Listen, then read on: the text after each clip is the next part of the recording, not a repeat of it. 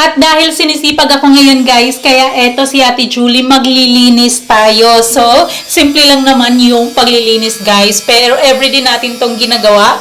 Pero ngayon guys, parang gusto kong mag-mop, gusto kong magwalis. So, yung bahay natin, masarap kasi yung pakiramdam kapag sarili nating bahay yung nililinis natin. Diba? Kasi nga dati guys, nagre-renta lang kami, maliit yung space.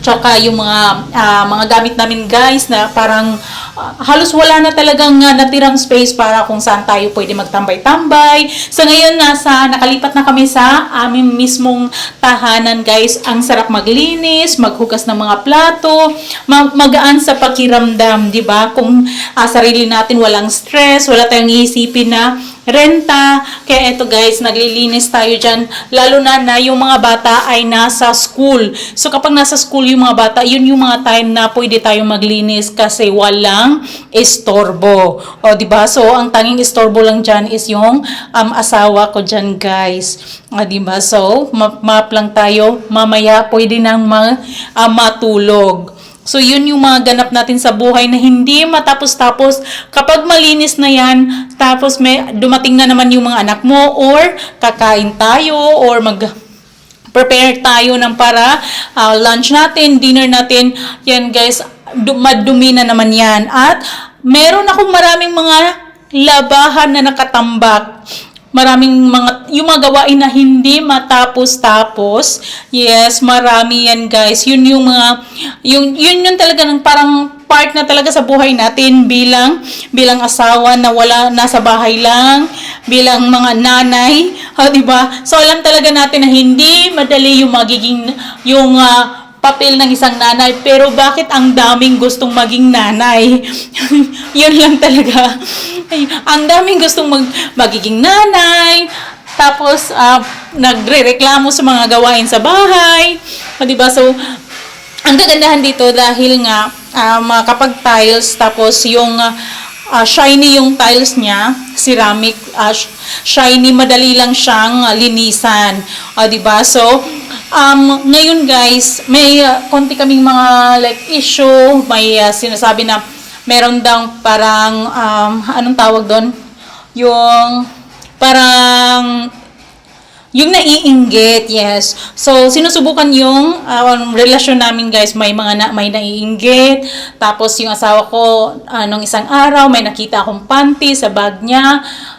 Nag-aaway kami. Sabi ng kapatid ko, meron talagang mga taong naiinggit. Baka sinasadya or gusto kaming pag-awayin, yung mga ganyang mga bagay. Pero guys, kailangan talaga magiging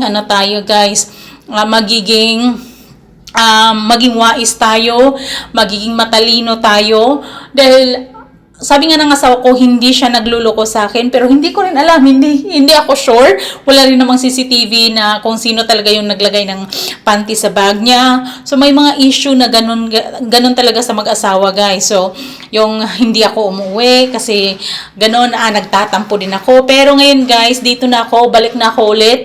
So hindi ko alam kung ano yung totoo, kung totoo ba talagang hindi siya yung naglagay ng panty na yon, or siya ba yung naglagay ng panty na yon tapos nakalimutan niya. Tapos yung may-ari ng panty nandito, nag-claim, sabi niya hindi daw niya alam. So hindi ko talaga alam kung ano yung totoo. Basta ang alam ko ngayon is mag-focus muna sa family, mag-focus muna, i-try natin kung yung, alam nyo guys, yung kapag kagaya ngayon, ang daming nasasabi, bagong lipat lang kami, at yung hindi natin alam na may mga tao sa likod natin na hindi masaya sa kahit konting success. 'Di ba? Ganyan naman talaga yung mga tao. Kahit konting success na meron ka, may naiinggit. Yung iba mga palihim na nag-iinggit at gumagawa ng mga bagay para ikakasira ninyo, 'di ba? So kaya nga kailangan hindi tayo talaga nagpapadala. Hindi tayo nagpapadala kaagad. Yan guys, so ngayon maglilinis-linis muna tayo at mamaya maglalaba ako. Ang dami kong labahan.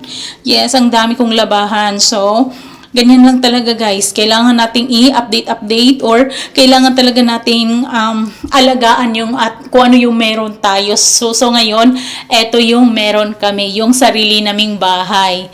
So yes, hindi lang siya finish, yung parang ano lang siya guys, malaking box.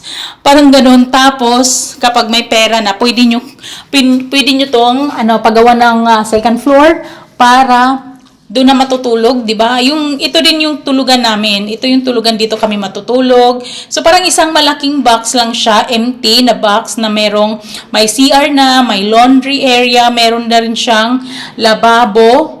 So, ganun. So, ang ginawa namin, meron kaming mga double deck lang. Para kaming mga, mga roommates. Yes, para mga roommates lang. Pero ganyan naman talaga ang buhay, guys.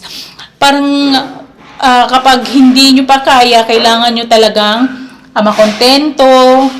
Yan, kung ano yung meron. I-enjoy na lang muna kung ano yung meron. So, kapag may pera na, guys. So, kapag nakakasahod na tayo ng medyo malaki dito kay Meta, at yun na yung time na na tayo guys, mag-expand at siguro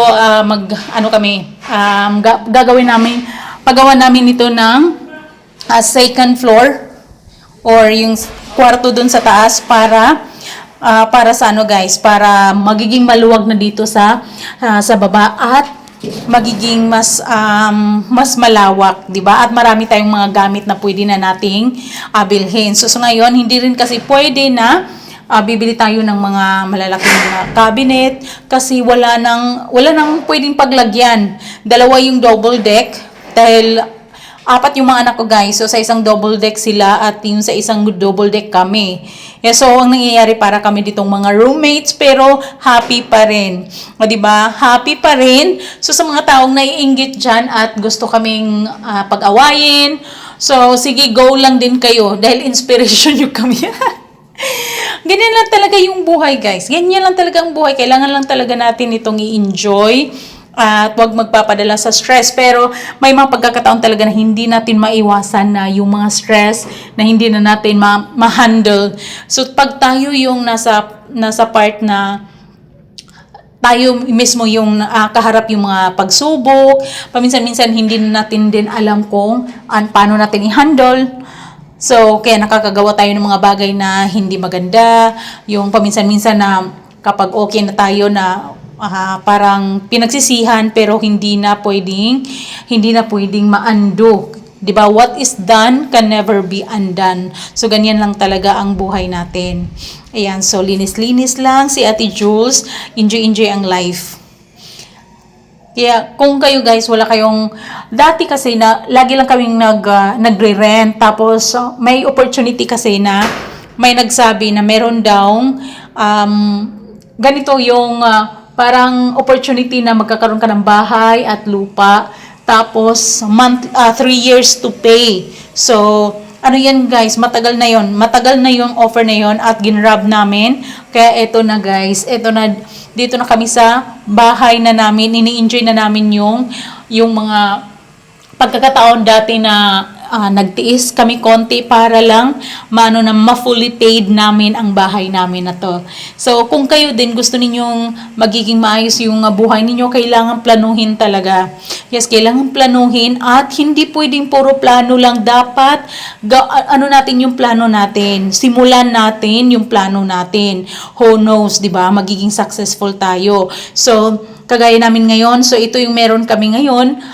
So, siguro kapag nakakaluwag sa buhay, so, namin, i-develop, yes, i-upgrade, di ba? So, i-upgrade namin ang bahay namin at, siguro bibili ng sasakyan. May sasakyan kami guys, kaya lang kailangang i-repair. Yes, kailangan siyang i-repair. So, yun lang, i-share ko lang yung mga pakiramdam, yung mga excitement, di ba? So, yung mga excitement sa buhay, yung kahit pagod ka na, pero sige lang, laban lang sa buhay. Ganyan guys. So, yung sa iba din pwede tayong mangarap. So, lalo na sa mga anak natin.